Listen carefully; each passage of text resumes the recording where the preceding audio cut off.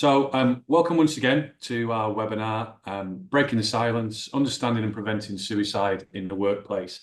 My name is Matt Reed. I'm Head of Corporate here at Medigold, and it's great to have you with us. Just as you would expect, as is absolutely customary, before we get started, just a little bit of housekeeping. First of all, this session is being recorded. We will be uploading the recording to our YouTube channel later today or early tomorrow. And anyone who's registered and or attended today will receive a link, or you can see our QR code at the bottom there that you can get straight to the page. You're not going to be visible during the webinar, and obviously we've got several hundred people that are joining us, so everybody is muted. So feel free just to relax and take the information in.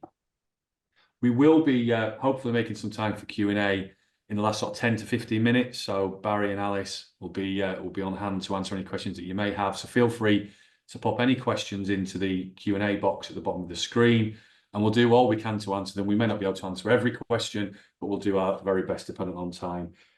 There is also a chat function available, and these webinars work really well when they're interactive. So feel free to chat, share your thoughts as we go through.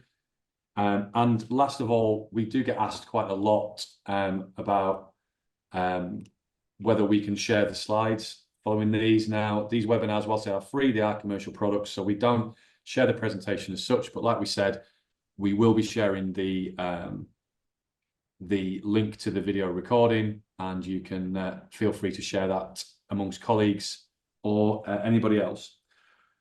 Finally, and before we begin, I want to give a quick heads up that obviously, due to the nature of today's webinar and the topic, we are going to be discussing sensitive topics related to both suicide and mental health more widely. If you do feel uncomfortable at any point, please do take a break. So take care of yourself and make sure that, that you give yourself a little bit of time if you feel that you need to step away. Okay, so let us make a start. And a great place to start is to hand over to your panelists, to Alice and Barry, to introduce themselves. So please take it away, Alice. Awesome, thank you. Yeah, we start at the very beginning. They wrote a song about it because it was the right place to start. So good afternoon, Pranam Da. My name is Alice Gibson, and I'm a national training and consultancy specialist here at Medigold Health. I'm a mental health first aid instructor for Mental Health First Aid Wales. And I deliver a wide range of training covering lots of different topics like mental health, disability, neurodiversity, and I'm really looking forward to taking part in this webinar today. So thank you. Over to you, Barry. Thank you, Alice. Before I do my intro, I see Sally Prince have got their hand up in the chat. Can someone just obviously Mark in the background, just double check Sally's okay, please? So yeah, good afternoon. Obviously, my name is Barry. I'm truly honoured to be the other significant other for this good-looking panelist today, discussing such a significant and often difficult topic. I'm the operational lead for the training and consultancy team here at Medigold Health, and my team and I are dedicated to delivering a diverse range of health and wellbeing training courses designed to meet the unique needs of our clients. My own background is deeply rooted in mental health support. As a qualified mental health first aid England instructor, I've had the personal privilege to deliver over 200 MHFA courses since becoming certified in 2017. And beyond MHFA, I also hold a unique role at Medigold Health as the sole suicide first aid instructor, leading our efforts to train individuals and organisations on this particularly difficult and often critical issue as well. And the main aim for this webinar is to deepen our collective understanding of suicide, and through that understanding, create a more supportive environment for to improve our mental health and ultimately reduce the suicide rate, because together we can make a difference. So our pathway for today's webinar, what we're going to be looking at. We're going to look at facts and figures around suicide. We're also looking at what suicide actually is, a bit of history around it, what is a reported suicide, and we'll also look at signs and symptoms of someone who might have thoughts of suicide. What to say, what not to say, we'll look at language, and we'll also look at crisis management and immediate actions. And then Alice will take us through equipping your people with the knowledge and tools to support their own and others' mental health, We'll look at services and resources available before we finish with an open Q&A session. So next, suicide is a complex and often deeply stigmatized topic, which makes it even more important that we address it with care, compassion, and a commitment to understanding. But before we begin, I'd like to reiterate Matt's content warning. The material we will be covering may be distressing for some, and it's essential that you have support systems in place, whether it's a friend, family member, or colleague you can talk to if needed. Please know that I'm here to support anyone who wants to reach out after the session. Alice will drop my email into the chat, but I'm also active on LinkedIn for those people who prefer to connect through that platform. So the latest statistics on suicide in the UK reveal some alarming trends that highlight the severity of this public health issue. Suicide rates in England and Wales have reached the highest point in over 20 years. In 2023, there were 5,878 registered deaths by suicide, which marked a significant increase from previous years. This includes a sharp 17.9% rise in the Northwest, where the rate is now 14.7 deaths per 100,000 people. London, by contrast, has the lowest rate at 7.3%, or 7.3 deaths per 100,000 people. Men are significantly more affected by suicide, making up 75% of all suicide in England and Wales. In 2023, the male suicide rate was 16.8 per 100,000 compared to 5.3 per 100,000 of women.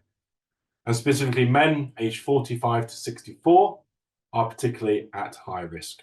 Among the women, the highest rates were found in those aged between 50 and 54 years of age. Suicide is the leading cause of death for young people, aged 20 to 34 in the UK. And although the suicide rate among young men aged 10 to 24 was lower, it remains a critical concern given the overall impact on this age group in particular. The most common method of suicide in 2023 continued to be hanging, strangulation, and suffocation, which is responsible for nearly 59% of all cases. Poisoning was the second most common method, accounting for almost 20%.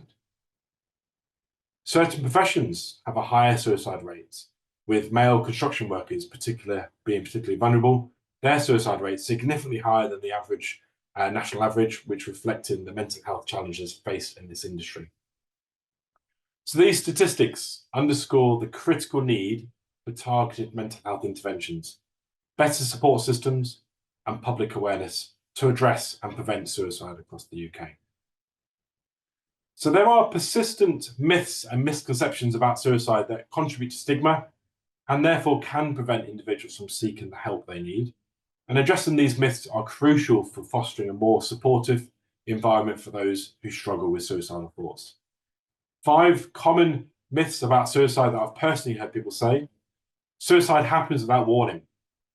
Although some suicides may seem sudden and unexpected, many individuals do exhibit warning signs beforehand. These can include talking about death, withdrawing from social activities, showing changes in behaviour or mood, or giving away prized possessions.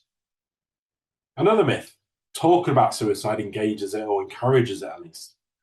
One of the most pervasive myths is that discussing suicide might plant the idea in someone's mind or encourage them to act on their suicidal thoughts. In fact, the opposite is true. Open conversations about suicide can provide relief to those struggling and reduce stigma associated with it. Talking openly allows the individuals to share their feelings and can lead to interventions that save lives. Only people with mental illnesses are suicidal. Well, while mental illness or while mental health conditions such as depression or anxiety disorders are significant risk factors, not all individuals who contemplate or die by suicide have a diagnosed mental health condition. And suicidal thoughts can be triggered by various factors, including overwhelming stress, relationship breakdowns, financial troubles, or traumatic life events. People who talk about suicide are just attention seeking. Another one that I've heard amongst my deliveries. This misconception minimizes the seriousness of suicidal thoughts and can discourage individuals from seeking help. People who talk about suicide often do as they're wanting that support. And to address their distress, their distress should always be taken seriously.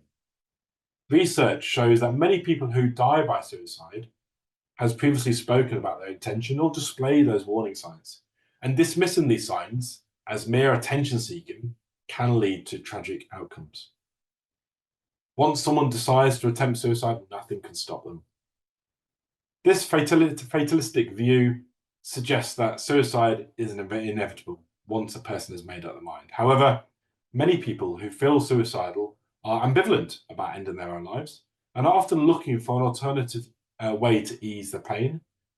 Interventions, whether through professional help, support from loved ones, or crisis services, can and do save lives. These myths contribute to the stigma surrounding suicide, making it more difficult for individuals to seek help. So by challenging these misconceptions, promoting open and informed discussions, we can better support those at risk and work towards reducing those suicide rates. So I want to briefly discuss the topic of suicide, how it's defined and handled. So most people recognise the term suicide, but what does it truly mean?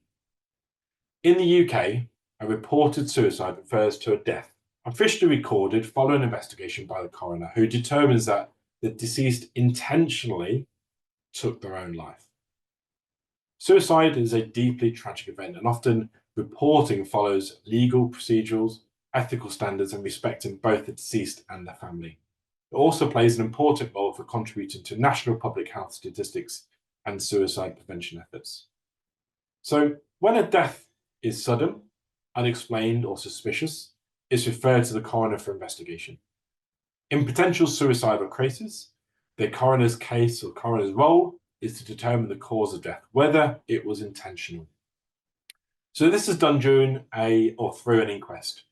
The judicial inquiry that reviews all the evidence to decide whether death was suicide or an accident or natural causes.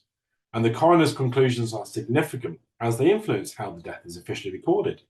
A suicide ruling has broader implications for public health data, insurance claims, legal processes, and the heavy weight it has on the family. So in determining whether a death was suicide, the legal question arises: what standard of proof applies in this situation? So the standard of proof refers to the level of certainty required to make the legal judgment. In criminal cases, the standard is beyond reasonable doubt, meaning the evidence must be highly convincing. In civil cases, the standard is lower, called the balance of probabilities, meaning the event is more likely than not. Traditionally, suicide inquests required coroners to meet the standard of beyond reasonable doubt.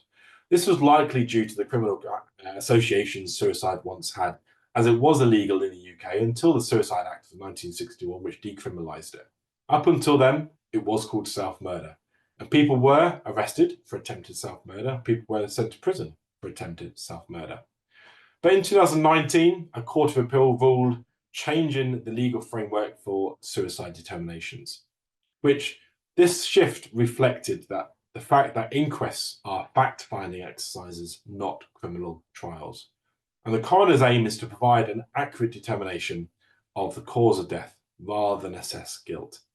So by understanding the history and legal process surrounding suicide inquests, it's become clear that the UK has developed a rigorous yet compassionate approach to investigating and reporting suicide. And this approach balances the need for precise data with the sensitivity required for all those affected by such tragedies. Language and the way we talk about suicide matters because it can shape our perceptions, influence our attitudes, and either perpetuate or challenge that stigma. Reducing the stigma associated with suicide through mindful language is a crucial part of suicide prevention, mental health advocacy, and compassionate care for all those affected.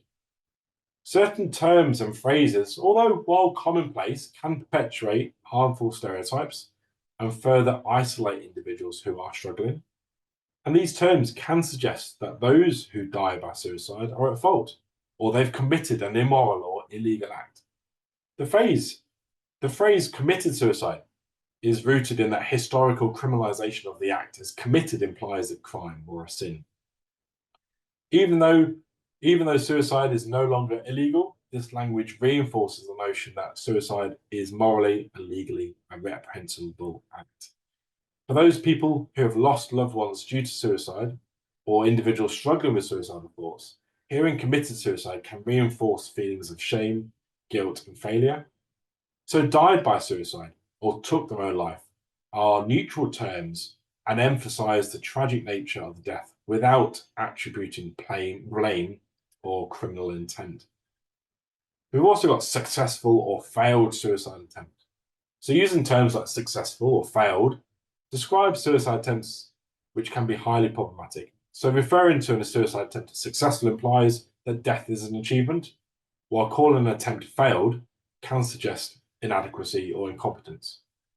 So changing them up to suicide attempt or non-fatal attempt allows those phrases to be neutral and avoid assigning positive or negative connotations to the outcome. Referring to someone as a victim of suicide can reduce the complexity of their experience to a label that suggests helplessness. It can distract from the nuanced personal struggles that can lead to suicide.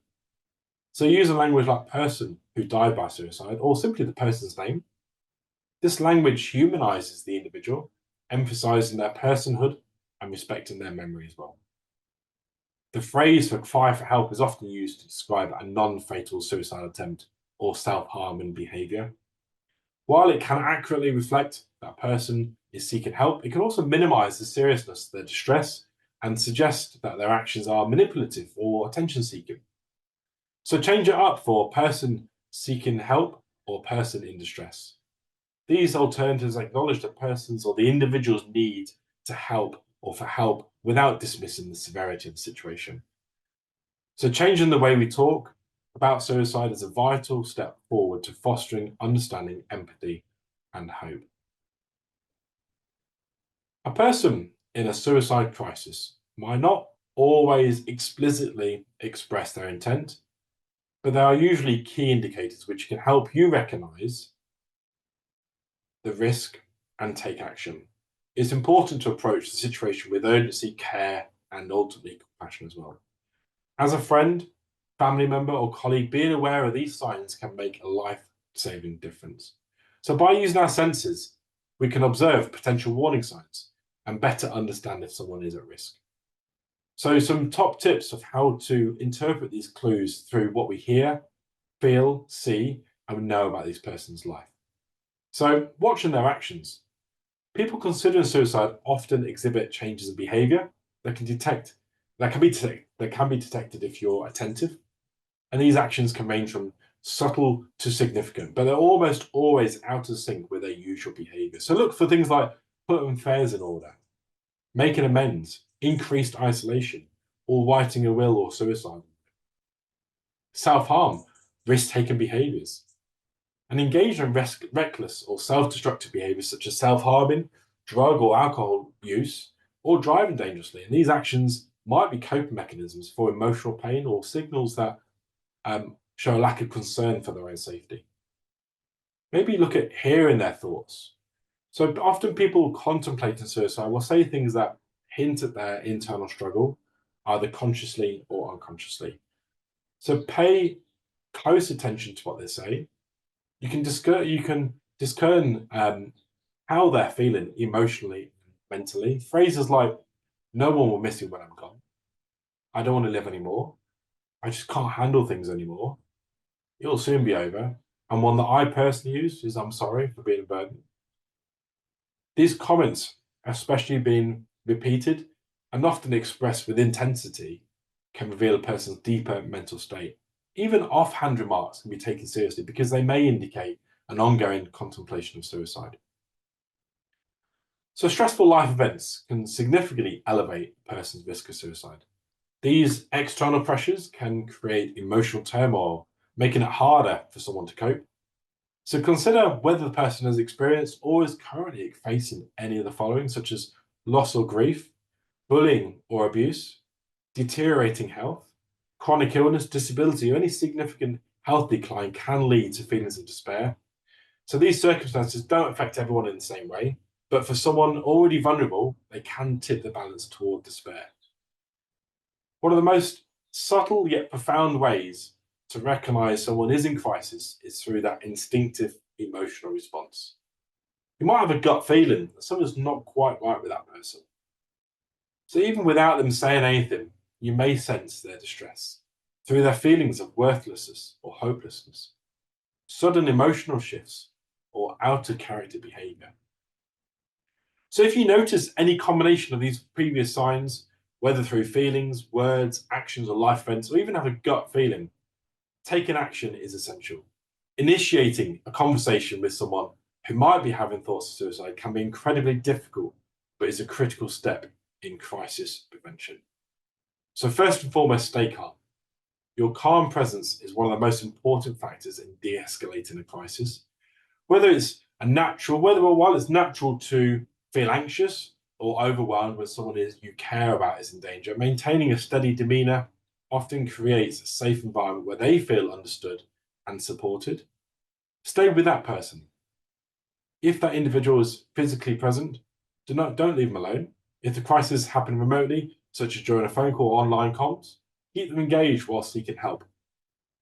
Create a safe space. If there are immediate dangers such as sharp objects, medications, or any other means of self-harm nearby, calmly remove them if possible, but don't put yourself in danger. Engage in open and direct communication. It's essential to talk openly about suicide and ask direct questions.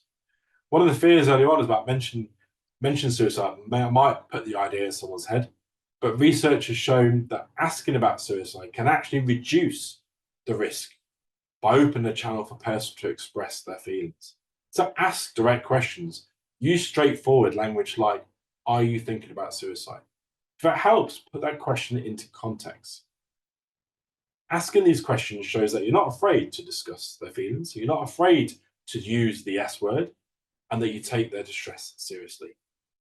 And listen non-judgmentally. Allow the person to talk about their feelings without interrupting or passing judgment. Reassure them that you're there to listen and that their feelings do matter. Avoid dismissive statements like, you don't really need to do that, or you'll feel better tomorrow. And acknowledge their pain as well. Emphasize with their emotional suffering. You can say things like, I can see how much pain you're in, or it sounds like you're feeling overwhelmed, but I'm here to help and listen. We need to encourage that professional help and support.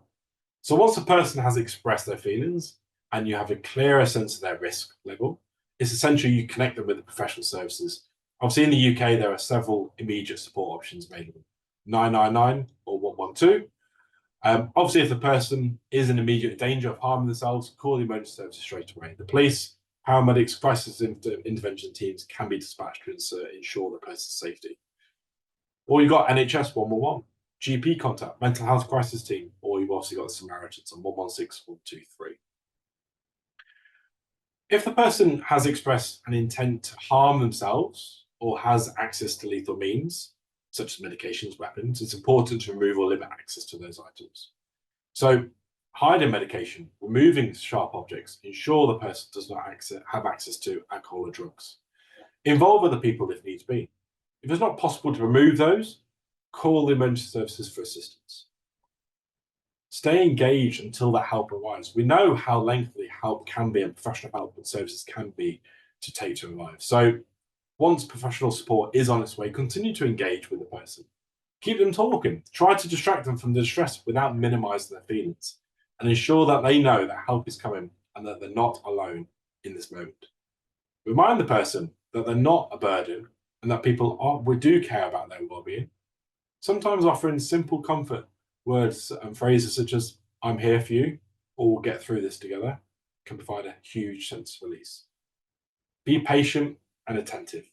So whilst waiting for that help to arrive, keep listening, responding empathetically with that person.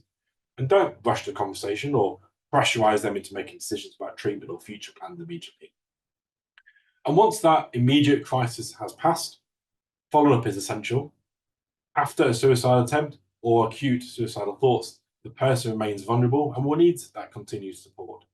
The days and weeks following the crisis are often crucial for recovery and stabilization. So check in regularly.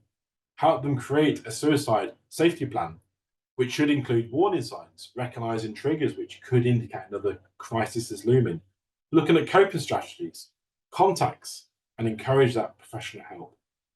So immediate action during a suicide crisis can, and it does, save lives. So recognizing the warning signs, staying calm and engaging in open communication and connecting the person to professional help are critical steps in crisis management. In the UK, there is a wide range of services and crisis interventions that are available, ensuring that no one has to face their darkest moments alone. And by acting quickly and compassionately, we can all help prevent suicide and provide the person with hope and support they need to begin their journey to recovery. I'm now going to hand over to Alice, who will talk us through some practical support in relation to the workplace.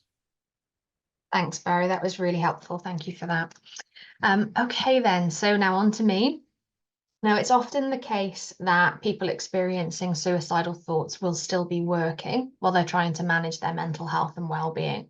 Now, suicidal thoughts are common, like Barry said. So according to a recent survey by Champion, around 9% of employees experience thoughts of suicide or self-harm. So that means in an average organisation of about 1,000 employees, there are 90 individuals experiencing thoughts of suicide. Now, a conversation about suicide and suicidal thoughts should be a day one trigger for occupational health, which is what I'm going to talk about now. But before I do that, just to echo what Barry said, you have to make sure that all immediate risk support is in place.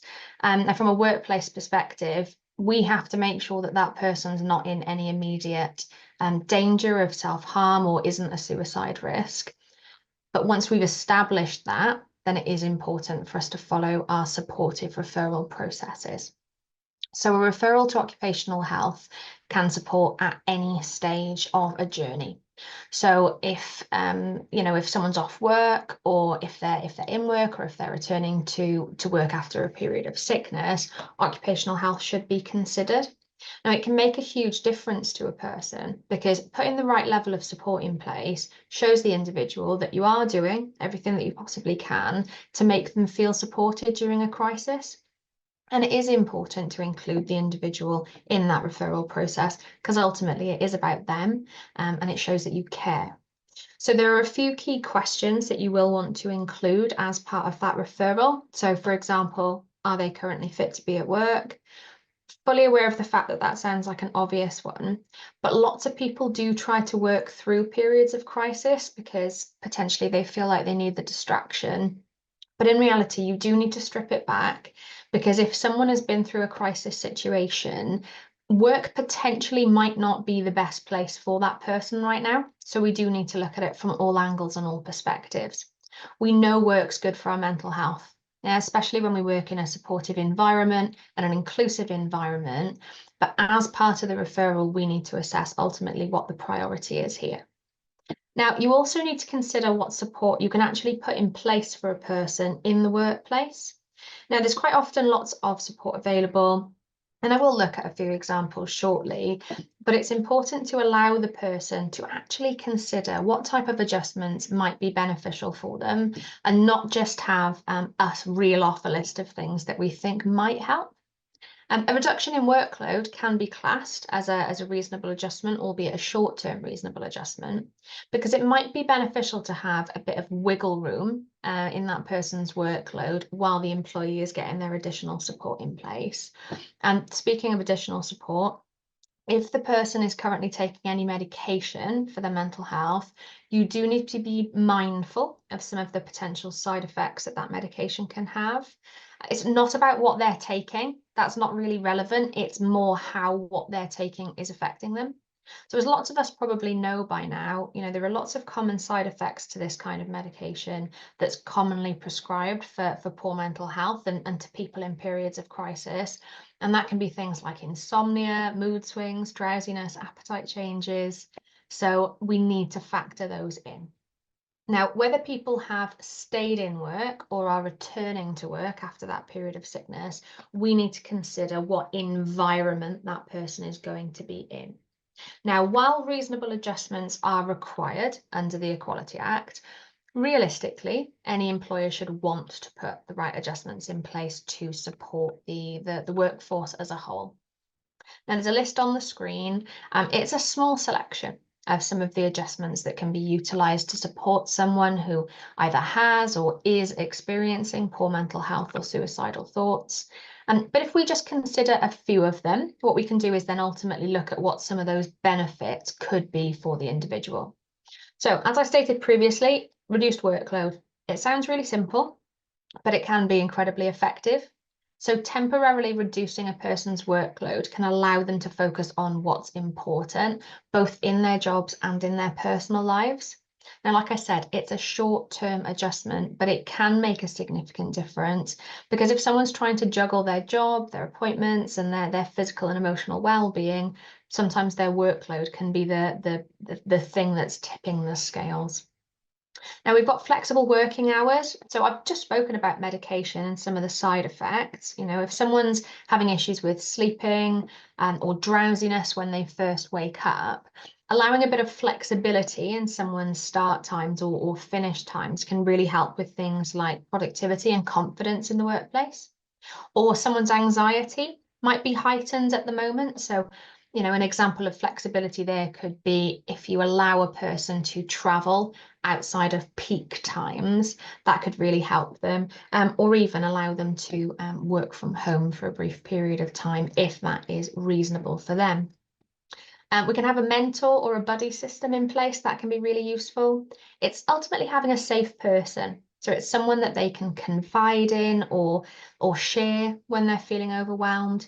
And from a work perspective, it's also really good because you'd have someone who can check your work for you. You might be concerned about quality, or if you're feeling unsure of yourself, then it's just a bit of a backup and can make a big difference to self-esteem. We've also got time off for medical appointments. Now here, this is crucial. So if someone's been in crisis, then it is more than likely that they'll have a lot more medical appointments than usual, either with their GP or specialists or even therapists. But a person's a lot less likely to attend those appointments if they have to use their annual leave all the time. So agreeing to give them time off for those appointments is encouraging them to attend and highlighting the importance of actually looking after themselves. But we've got safe spaces or quiet spaces, breakout spaces, honestly, whatever you want to call them. They're a really useful tool for when a person either needs some quiet time or some privacy. You know, if a safe space is available, then a person can just have a moment to mentally regroup before they continue on with the rest of their day. And it is also really useful, you know, if a person's having telephone medical appointments or calls with the EAP, because they've got a private space, they're a lot more likely to be open and honest and vulnerable, which is exactly what's being asked of them in that situation. And then finally, there's the phased return to work. So after a crisis, you know, it is possible, even likely, that a person's been away from work for a period of time, and jumping straight back in with both feet can be really overwhelming.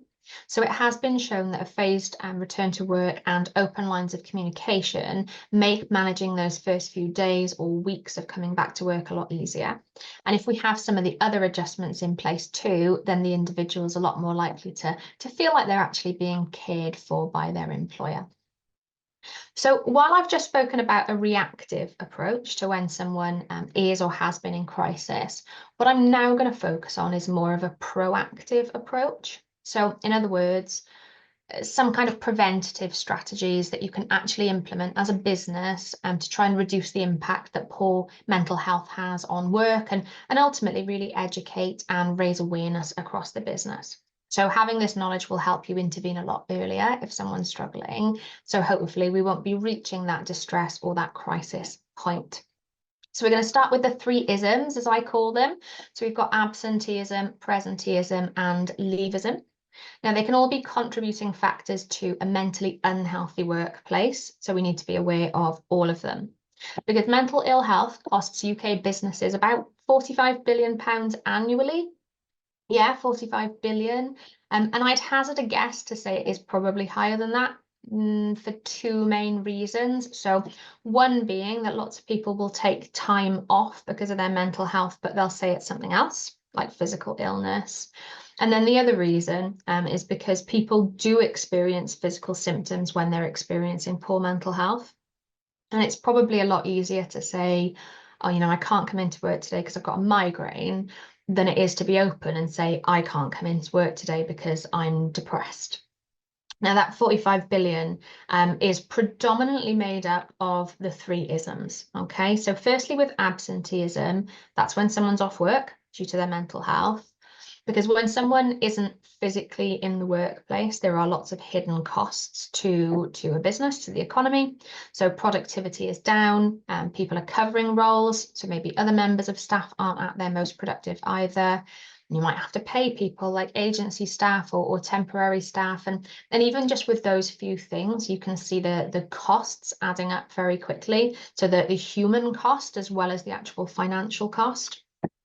And we've then got presenteeism, which isn't a new word, but it is a bit of a buzzword at the moment. And that's when someone is at work, but maybe realistically they shouldn't be. Because we still live in this culture of I'd rather die at my desk than call in sick. So people are going to work even if they don't have the mental or the physical capacity to actually do their jobs. And the reason the presenteeism has such an impact on businesses is because even though the person's there, they aren't necessarily at their most productive. Mistakes can be made, accidents can happen, and all of those things, again, can have such a huge human cost as well as a financial cost.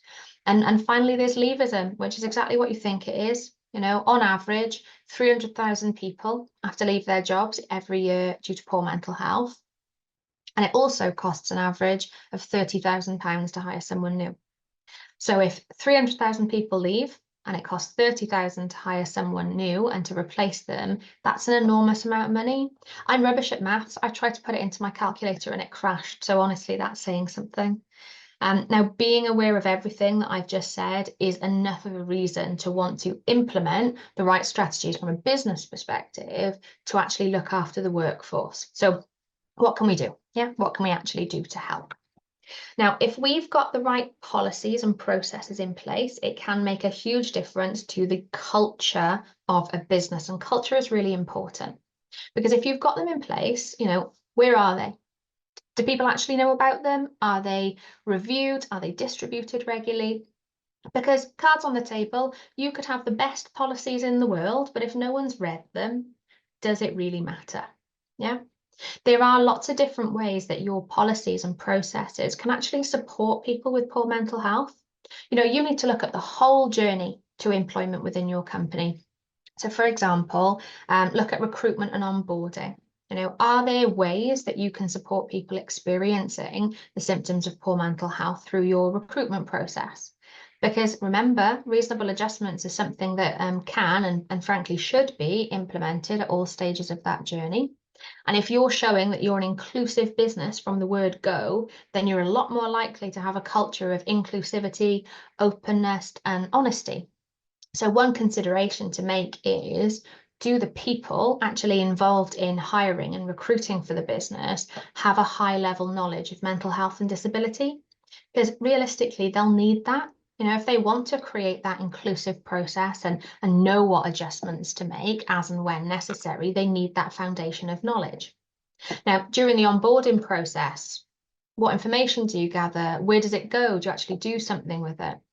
So having a health questionnaire can be a really valuable tool, but if that information is just lost in the ether, then that's going to put someone in a situation where they have to explain themselves over and over again. And I'd like to share a bit of a personal experience, I suppose, at this place. So when I was starting a new job once, many moons ago, I'd been offered the job and we were going through the reference stages, and I had someone call me to go through the health questionnaire, and I was really excited. I'd been in the same job for 10 years, I was ready for my new start. And I disclosed that I had a mental health condition because it's absolutely nothing to be ashamed of. But I remember really vividly the person on the phone going, "Oh, okay." And by the tone of her voice, I could tell that something was wrong. So I, panicked and I said, "Oh, why is that going to be a problem?" And she just responded with, "I don't know. Like, let's carry on." And that was it. Now, I was really fortunate because I had worked in supported employment for a decade. So at that point, I knew that I couldn't be discriminated against for having a mental health condition. But realistically, what if I didn't know that? Because I was made to feel like my disclosure was a problem and I wasn't reassured that my disclosure wasn't going to affect my job offer, I'd already handed in my notice at that point. You know, if that person had received training on mental health or even, frankly, employment law, I wouldn't have been put in such an awkward position. Okay. So one of the most important policies for you to consider when we do have people experiencing poor mental health in the business is your absence management policy. And I know that's triggering for some people to think about absence management. You know, is it actually supportive of those experiencing poor mental health? Do you encourage keeping in touch? Is it mandatory? How do we go about it? Do you provide people with key information while people are actually off work? Even little things. Where's the flexibility? You know, does your policy actually have the ability to exclude disability-related absence management triggers? Because they're all really important things to consider. You've got your return to work process as well. So, you know, do you actually talk about phased returns, reasonable adjustments? Are people aware of their rights when it comes to returning to work after a period of absence? Because lots of unanswered questions can leave a person really reluctant coming back to work. Are we reviewing things regularly? Are they just left to it? Because you'll need to review the adjustments periodically to make sure that they're still needed, they're still relevant, and they're still appropriate for both the individual and the business. And there's loads of policies that have an influence over culture. Okay, so how do people feel? Because they're really important policies when it comes to having this mentally healthy workplace that we're all aiming to achieve. So remember that things like bullying, harassment, discrimination, all those things can have a significant impact on a person's mental health. So the more well-rounded your package of policies and processes are, the more likely you'll be able to create the right environment for success moving forward. But there are other things for us to consider too. So we need to mention services and resources, because one of the key things to a mentally healthy workplace is having the right services in place to both support with poor mental health and also to have them in place as preventative measures. One of the things you can consider is an employee assistance program, your EAP. So do you have that? You know, if you do, it can be a really useful tool to have. It provides employees with access to a full range of support, and that does include mental health professionals. But it's not just that, you know, through lots of EAPs, you can access things like legal support, childcare advice, health and wellbeing advice, all things that if you're having issues with, they can be the cause of significant stress, which can ultimately lead to or exacerbate poor mental health or a mental health condition. And it's really important to make employees aware of the services and, you know, exactly what it provides, because it does tend to be a really underutilized service. I briefly touched on occupational health, but it is important that everyone understands what support is available through OH, because we often associate OH with physical health and physical disabilities, but they can provide advice and guidance around mental health too. And they can look at how the workplace could be affecting someone's mental well-being. Also think about your well-being initiatives, you know, things that you generally have around, what's on the intranet, what signposting is available, are people given time to attend webinars like this? You might also provide well-being related benefits. So anything that's aimed at physical health can have significant benefits to mental health too. So whether that is a cycle to work scheme or gym memberships, you know, consider what provision is actually in place for people to access them and make sure that people actually are accessing them. You've also got stress risk assessments. They're really important. Now, they can be used both as a reactive tool for when someone's experiencing stress in the workplace, but also as a proactive tool. So to allow someone to look at preventative measures to stop them from becoming overwhelmed by their work. We've actually got a stress webinar as well, so that's available on the Medigold Health YouTube channel, so feel free to check that one out. That one's Barrie and I as well, so the dream team back in position. And finally on this slide, we've got wellness recovery action plans, or WRAPs as they're often called. So they're brilliant tools for people who might currently be working with a mental health professional as they return to the workplace. So a WRAP is really about expressing and articulating their mental health needs. It helps collect all the information that they need in one place, and it's really helpful for people to understand what good mental health looks like for them, what some of the early warning signs might be, and what are some of the symptoms that we should be looking out for in the workplace, because it can help detail triggers, tell us how those things can be avoided or managed in specific settings, and most importantly, what you should do for that individual if they're in crisis, because we know ourselves best. And given that a RAP is completed by the individual, it provides us with the most personalised support plan, and also gives us consent for us to act in that person's best interests if there is another crisis situation. Now, if you feel a bit overwhelmed by all this information, don't worry, you're probably not alone. Luckily, you've got us and our team of consultants who can actually support you through this. But the fundamentals that you need to consider here are, does your workforce have the skills, the knowledge, and the confidence to actually support colleagues and employees through a period of crisis? You know, are managers actually equipped to support their employees? What about HR? Do they have the knowledge needed on these topics to provide the appropriate advice and guidance to managers? And what's your mental health training offer? Yeah, who is it available to? No one wants to use mental health training as a plaster for if and when things go wrong. So could you consider it as a tool for all staff? Because there's loads of different types of training available. You know, that might be what we've spoken about. It might be mental health first aiders. It could be suicide first aiders, or having a team of champions. But in my personal experience, having colleagues who are specifically trained to support people through a poor mental health or some kind of crisis can have a huge impact. And there are also loads of benefits for you to consider as an employee. So we'll go through some of those benefits. Firstly, I've said it a few times already, it builds that mentally healthy work culture. So investing in mental health training, it can't be seen as a tick box exercise, and it can't be seen as a quick fix. Because when people are part of an organisation that actually invests in the well-being of their business, it makes us feel valued and supported and cared for.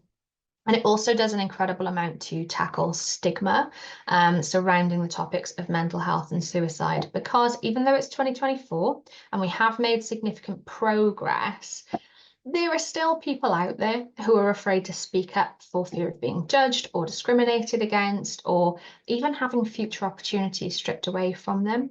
You know, if everyone's a lot more open about the topics that we've discussed today, then it normalizes the subject and it makes people feel like they're not alone. So inclusive training also challenges unconscious bias, right? It's in the word, we can't help it, right? And most of the time we're not even aware that we hold these biases until we're confronted by them. So Barrie and I know better than most. We see it all the time in our courses, because there are people who hold these long-standing opinions, whether that's about mental health or suicide, you know, how it affects people, what you'd expect a person experiencing suicidal thoughts to look like. And a lot of the time, you know, it's just misinformation, and that's fine, because by the time they leave our courses, they have a much better perspective and they have actually challenged their own bias. Controversially, they might have even left the course a better person, who knows? And with every person that completes this kind of training, whether it's a formal qualification like MHFA or, you know, a mental health or a suicide awareness session, we're creating this well-informed and more supportive workforce. You know, we don't stop learning when we leave school. Yeah, we learn every day.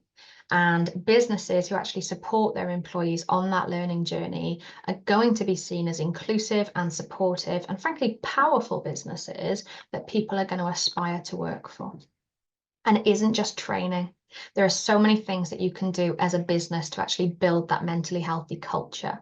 You know, we're here today because we're marking a really important day. We're marking World Suicide Prevention Day, but there are days throughout the year in the calendar that, you know, are important events to mark. Now, the dates aren't just there for a jazzy LinkedIn post or a Facebook banner. You know, actually marking those events publicly helps raise awareness, and it shows the workforce that you are committed to making a difference. You can mark them in loads of different ways.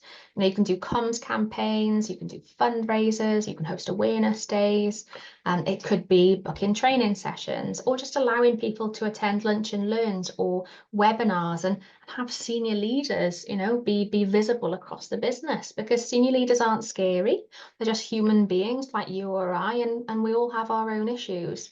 Now, you don't have to create all of your own content, okay? There are lots of specialist organizations that can provide you with that type of support. So, you know, there's a wide variety of charities and support organizations in the UK.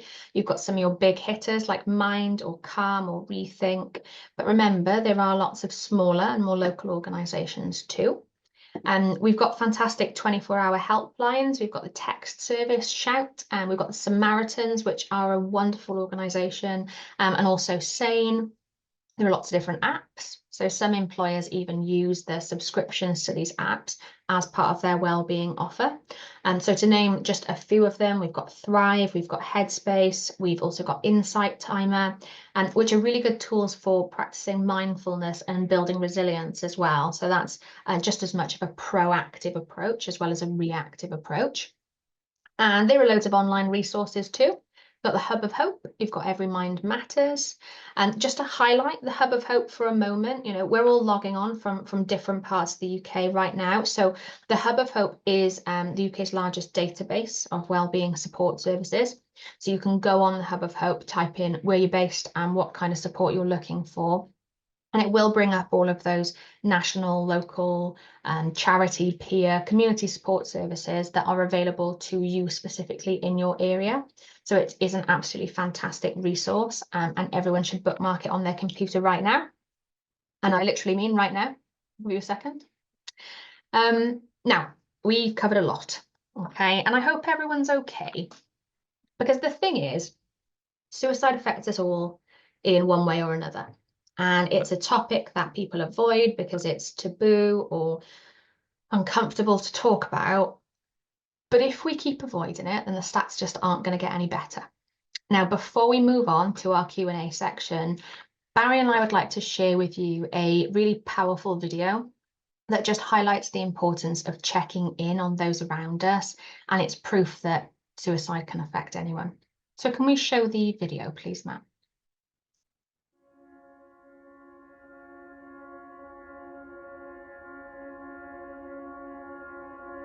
Oh wow, how are you doing? You good? Oh, sorry, thank you. How you doing? God, it's exciting, isn't it? Hey?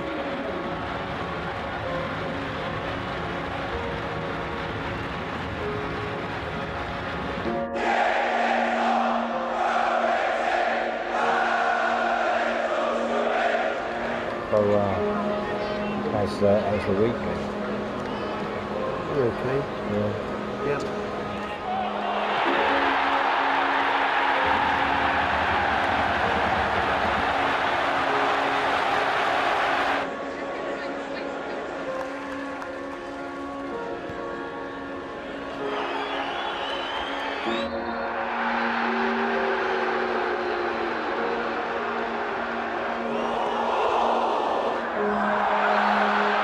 I hope things are better outside of football.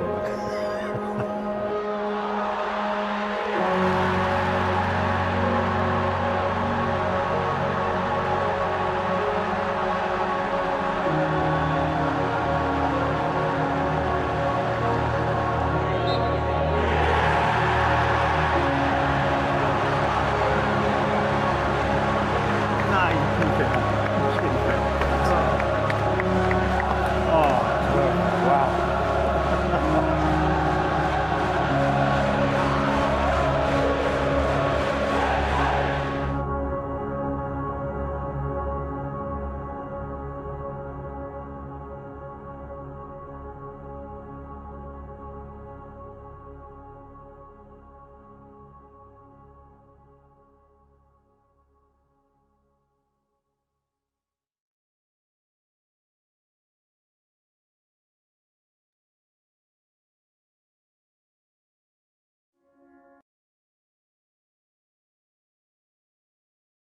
Okay, Alice, Barrie, thank you as always for a really informative session. We do have about 4 or 5 minutes for some questions. So we may not get a chance to ask them all. I'm just going to look at ones we've got. We've got 2 or 3 here. So I'll answer those that we can, and we'll try and come back separately with those that we don't answer. So first of all, a question from Tom Oxley. So Barry, you might want to pick this up to start with, and then hand over to Alice maybe. So what might we say if an individual is happy to confide their suicidal thoughts to you in confidence, but asks that you don't disclose this to the organisation, or says that it may harm them if you do so? What are your thoughts on that? So I saw that comment come through, Tom, so thank you. First of all, one of the questions would be like, okay, why would the disclosing it harm that individual? So it shows me that it's insinuating that the organisation isn't fully on board with well-being and structure and all things associated with that. But I think it's that person's safety should be top priority, is top priority. So I think it's important to be obviously empathetic, but also clear about your responsibility to ensure that they get the help that they need. So things that you could obviously say, thank you for sharing something so serious. Your safety is the biggest concern. I care about your well-being. But while you respect their confidentiality, you might need to let someone know if it helps you protect them from harm. Because at the end of the day, albeit being confidential, if that person is at risk to themselves or others, confidentiality goes out the window. Yes, I respect that, as you said, that the work or the organisation may harm it, but you don't have to go through to the organisation. Do our other resources, as Alice mentioned. But if that person is at risk there and then, 999, straight off the bat. I'd rather that person be alive and that relationship with them a bit fractured rather than the alternative, personally. Alice, anything else you want to add to that? No, it's just, again, this, confidentiality very much goes out the window when we're talking about suicide, and it's okay to tell someone that. There's nothing that's going to be comfortable about this entire conversation. It's not. And if, much like you're saying, I'd rather someone be annoyed at me and they be okay than me not say anything and find myself in an even worse situation. And I think if we are driving the message home to say that it is okay not to be okay, and we're creating a wellbeing strategy and everyone's able to talk about their feelings regardless of who they are and what they are, then the thought of suicide, the topic around suicide, will be diluted, because people don't just wake up one day and they're suicidal. It starts some catalysts belonging around. So if people aren't able to, or feel they're not able to talk, then that's the first barrier that needs to be addressed. When I have conversations with Alice and to my team, I'm always like, how are you getting on? Yeah. Performance comes down later on. My priority is to make sure that the team are in a good place. Because if we're having those conversations now, then thoughts of suicide, thoughts of self-harm won't even come to the equation, because we're able to talk and able to share and able to support. So hopefully that's quite sort of answered that question, Tom. Thank you, Barrie. Thank you very much for that. And unfortunately, we have run out of time. Like I said, there are a couple of questions. I think the question from Jenny is very similar to the one that Tom asked, so hopefully we've answered that as well. But I know there's 1 or 2 other questions we haven't managed to do that. So the last thing for me to do is just to thank Alice and Barrie again for doing a great job as always, and thank you all for attending. Just to remind you, we will be sending a link out of this recording in the next day or so. So feel free to use that for your own use, or feel free obviously to share that amongst colleagues, friends, whoever you think might benefit from it. But until the next time, thank you very much, and hope you have a nice rest of the day. Thanks very much.